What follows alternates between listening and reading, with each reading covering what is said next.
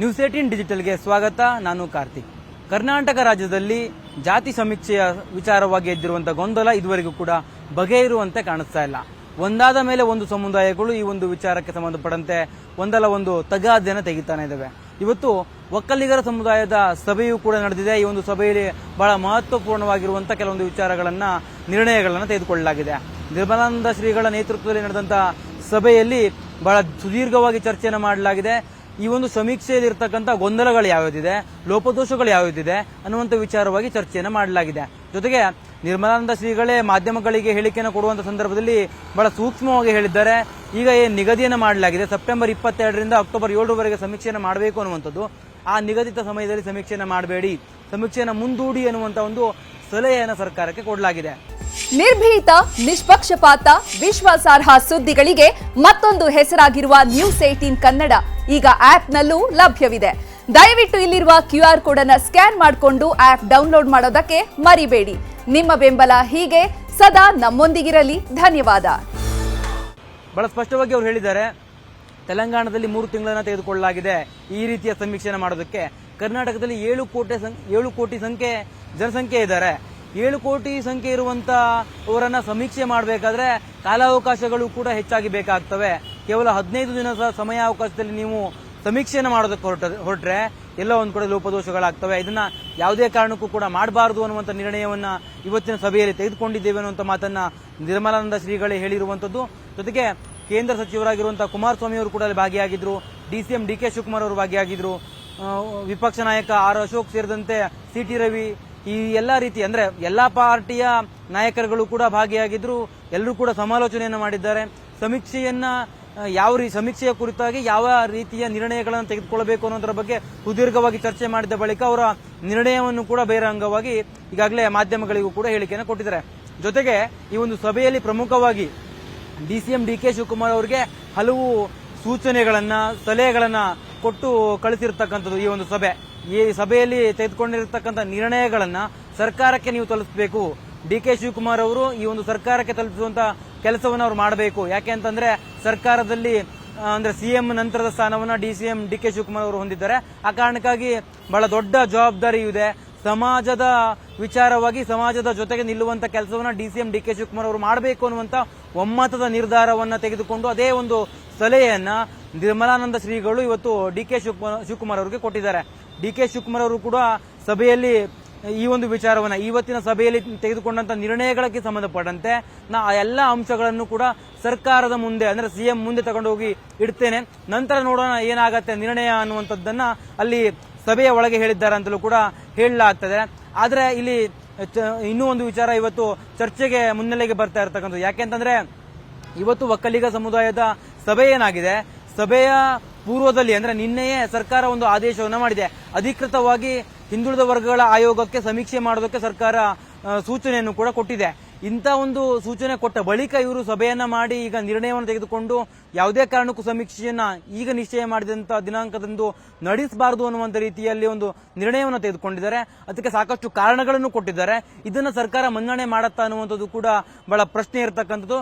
ಜೊತೆಗೆ ಒಕ್ಕಲಿಗ ಸಮುದಾಯ ತೆಗೆದಿರ್ತಕ್ಕಂಥ ಪ್ರಶ್ನೆಗಳು ಬಹಳ ಸೂಕ್ಷ್ಮವಾಗಿರುವಂತದ್ದು. ಜಾತಿ ಕಾಲಂನಲ್ಲಿ ಜಾತಿ ಏನು ಇದೆ, ಒಕ್ಕಲಿಗರ ಜಾತಿಯನ್ನು ಒಡೆಯುವಂತ ಕೆಲಸವನ್ನ ಇಲ್ಲಿ ಮಾಡಲಾಗಿದೆ. ಒಕ್ಕಲಿಗ ಕ್ರಿಶ್ಚಿಯನ್ನು ಅಥವಾ ಒಕ್ಕಲಿಗರಲ್ಲಿ ಇರತಕ್ಕಂಥ ಉಪಜಾತಿಗಳನ್ನು ಉಲ್ಲೇಖಿಸಿ ಕ್ರಿಶ್ಚಿಯನ್ ಶಬ್ದವನ್ನು ಹಿಂದೆ ಬಳಕೆ ಮಾಡಿರ್ತಕ್ಕಂಥದ್ದು, ಜೊತೆಗೆ ಒಕ್ಕಲಿಗರ ಜಾತಿಯನ್ನ ವಿಭಜನೆ ಮಾಡಿರತಕ್ಕಂಥದ್ದು, ಈ ಎಲ್ಲ ಅಂಶಗಳನ್ನ ಅಲ್ಲಿ ಕುಲಂಕುಷವಾಗಿ ಚರ್ಚೆಯನ್ನು ಮಾಡಲಾಗಿದೆ. ಇದೆಲ್ಲವನ್ನೂ ಕೂಡ ಕೈ ಬಿಟ್ಟು ಮರುಪಟ್ಟಿಯನ್ನ ರೆಡಿ ಮಾಡಿ ಅಂದ್ರೆ ಜಾತಿಯ ಮರುಪಟ್ಟಿಯನ್ನ ರೆಡಿ ಮಾಡಿಕೊಂಡು ಸಮೀಕ್ಷೆಯನ್ನು ಆರಂಭ ಮಾಡಬೇಕು ಅನ್ನುವಂಥ ರೀತಿಯಲ್ಲಿ ಇವತ್ತಿನ ಸಭೆಯಲ್ಲಿ ನಿರ್ಣಯಗಳನ್ನು ತೆಗೆದುಕೊಳ್ಳಲಾಗಿದೆ. ಕುಮಾರಸ್ವಾಮಿ ಅವರಂತೂ ಈ ಒಂದು ಸಭೆಯ ಬಳಿಕ ಮಾಧ್ಯಮಗಳಿಗೆ ಹೇಳಿಕೆಯನ್ನು ಕೊಡುವಂತ ಸಂದರ್ಭದಲ್ಲಿ ಸಾಕಷ್ಟು ಅಂಶಗಳನ್ನ ಉಲ್ಲೇಖ ಮಾಡಿದ್ದಾರೆ. ಪ್ರಮುಖವಾಗಿ ಸರ್ಕಾರ ಈ ಒಂದು ಜಾತಿಗಣತಿಯ ಮೂಲಕವಾಗಿ ಒಕ್ಕಲಿಗರನ್ನ ನಾಶ ಮಾಡೋದಕ್ಕೆ ಹೊರಟಿದೆ ಅನ್ನುವಂಥ ರೀತಿಯಲ್ಲೇ ಇವತ್ತು ಅವರು ಮಾತನಾಡಿದ್ದಾರೆ. ಜೊತೆಗೆ ಸಭೆಯಲ್ಲಿ DK ಶಿವಕುಮಾರ್ ಅವರಿಗೆ ಸಾಕಷ್ಟು ಸಲಹೆಗಳನ್ನು ಕೊಟ್ಟಿದ್ದೇವೆ, ಅವರು ಸರ್ಕಾರಕ್ಕೆ ತಲುಪಿಸುವ ಕೆಲಸವನ್ನ ಮಾಡ್ತಾರೆ ಅನ್ನುವಂಥದ್ದನ್ನು ಕೂಡ ಅವರು ಬಹಿರಂಗವಾಗಿ ಹೇಳಿಕೆಯನ್ನು ಕೊಟ್ಟಿದ್ದಾರೆ. ಆ ಕಾರಣಕ್ಕಾಗಿ ಬಹಳ ಸೂಕ್ಷ್ಮವಾಗಿ ಗಮನಿಸಬೇಕು. ಕುಮಾರಸ್ವಾಮಿ ಮತ್ತು DK ಶಿವಕುಮಾರ್ ಅವರ ನಡುವೆ ರಾಜಕೀಯ ಬಿಕ್ಕಟ್ಟು ಏನೇ ಇದ್ರೂ ಸಹಿತ ಅವರ ಹೆಸರನ್ನ ಉಲ್ಲೇಖ ಮಾಡಿ DK ಶಿವಕುಮಾರ್ ಅವರು ಈ ಒಂದು ವಿಚಾರವನ್ನ ರೆಸ್ಪಾನ್ಸಿಬಿಲಿಟಿಯನ್ನು ತೆಗೆದುಕೊಂಡಿದ್ದಾರೆ ಸಭೆಯಲ್ಲಿ ಅನ್ನುವಂತ ಮಾತನ್ನ ಹೇಳ್ತಾರಲ್ಲ, ಇದು ಈ ಒಂದು ಸಭೆಯ ಗಂಭೀರತೆಯನ್ನು ಕೂಡ ಉಲ್ಲೇಖ ಗೊತ್ತು ಮಾಡುತ್ತೆ. ಯಾವ ರೀತಿಯಾಗಿ ಗಂಭೀರವಾಗಿ ಈ ಒಂದು ಸಭೆಯಲ್ಲಿ ಚರ್ಚೆಯಾಗಿದೆ ಅನ್ನುವಂಥದ್ದು. ಜೊತೆಗೆ ವಿಪಕ್ಷ ನಾಯಕರಾಗಿರುವಂತಹ ಅಶೋಕ್ ಕೂಡ ಇದೇ ರೀತಿಯಾಗಿ ಮಾತನಾಡಿದ್ರು. ಈ ಒಂದು ಸಮೀಕ್ಷೆಯ ಮೂಲಕವಾಗಿ ಒಕ್ಕಲಿಗರನ್ನ ಎಲ್ಲ ಒಂದು ಕಡೆ ವಿಭಜಿಸುವ ತಂತ್ರವನ್ನ ವಿಭಜಿಸುವುದಕ್ಕೆ ಸರ್ಕಾರ ಹೊರಟಿದೆ ಅನ್ನುವಂಥ ರೀತಿಯಲ್ಲಿ ಮಾತನಾಡಿದರೆ, ಒಟ್ಟಿನಲ್ಲಿ ಸರ್ಕಾರ ಯಾವ ನಿರ್ಧಾರವನ್ನು ತೆಗೆದುಕೊಳ್ಳುತ್ತೆ ಅನ್ನುವಂಥದ್ದನ್ನು ಕೂಡ ಕಾದು ನೋಡಬೇಕು. ಯಾವ ಕಾರಣಕ್ಕಾಗಿ ಅಂತಂದ್ರೆ, ಈಗಾಗಲೇ ಸಮೀಕ್ಷೆ ಮಾಡೋದಕ್ಕೆ ಹಿಂದುಳಿದ ವರ್ಗಗಳ ಆಯೋಗಕ್ಕೆ ಸೂಚನೆಯನ್ನು ಕೊಡಲಾಗಿದೆ.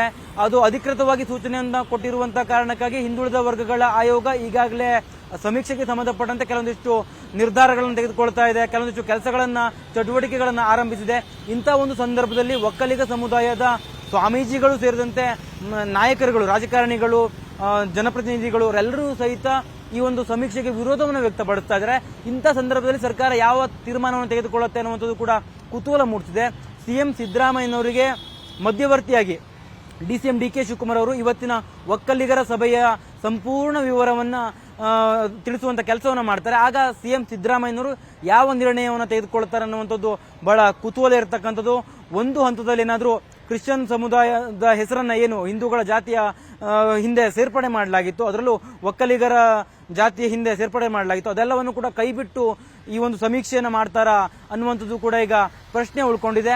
ಒಟ್ಟಿನಲ್ಲಿ ಈ ಸಮೀಕ್ಷೆಗೆ ಈಗ ಒಕ್ಕಲಿಗ ಸಮುದಾಯ ಬಹಿರಂಗವಾಗಿ ವಿರೋಧವನ್ನು ವ್ಯಕ್ತಪಡಿಸಿದೆ. ಸ್ವಾಮೀಜಿಗಳ ಆದಿಯಾಗಿ ರಾಜಕಾರಣಿಗಳು, ಕೇಂದ್ರ ಸಚಿವರಾಗಿರುವಂತಹ ಕುಮಾರಸ್ವಾಮಿ ಅವರು, ಹಾಗೆ ವಿಪಕ್ಷ ನಾಯಕರಾಗಿರುವಂತಹ ಅಶೋಕ್ ಸೇರಿದಂತೆ CT ರವಿ ಎಲ್ಲರೂ ಕೂಡ ವಿರೋಧವನ್ನು ಬಹಿರಂಗವಾಗಿ ವ್ಯಕ್ತಪಡಿಸಿದ್ದಾರೆ.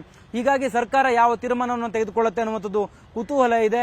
ಸರ್ಕಾರದ ನಿರ್ಧಾರ ಏನಾಗಿರುತ್ತೆ ಅನ್ನುವಂಥದ್ದು ಕೂಡ ಪ್ರಶ್ನೆ ಬಹಳ ಪ್ರಮುಖವಾಗಿ ರಾಜಕಾರಣದಲ್ಲಿ ಈಗ ಮೂಡ್ತಾ ಇರುವಂಥದ್ದು. ಯಾಕಂತಂದ್ರೆ DCM DK ಶಿವಕುಮಾರ್ ಅವರು ಸರ್ಕಾರದ ಭಾಗ ಆಗಿದ್ದಾರೆ. ಅವರು ಸಹಿತ ಇವತ್ತಿನ ಸಭೆಯಲ್ಲಿದ್ರು.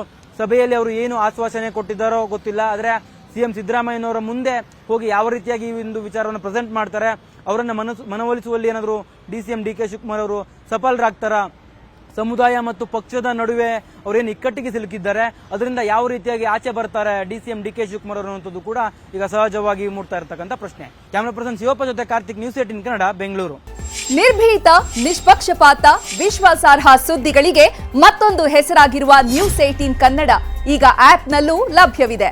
ದಯವಿಟ್ಟು ಇಲ್ಲಿರುವ QR ಕೋಡ್ ಅನ್ನು ಸ್ಕ್ಯಾನ್ ಮಾಡಿಕೊಂಡು ಆಪ್ ಡೌನ್ಲೋಡ್ ಮಾಡೋದಕ್ಕೆ ಮರಿಬೇಡಿ. ನಿಮ್ಮ ಬೆಂಬಲ ಹೀಗೆ ಸದಾ ನಮ್ಮೊಂದಿಗಿರಲಿ. ಧನ್ಯವಾದ.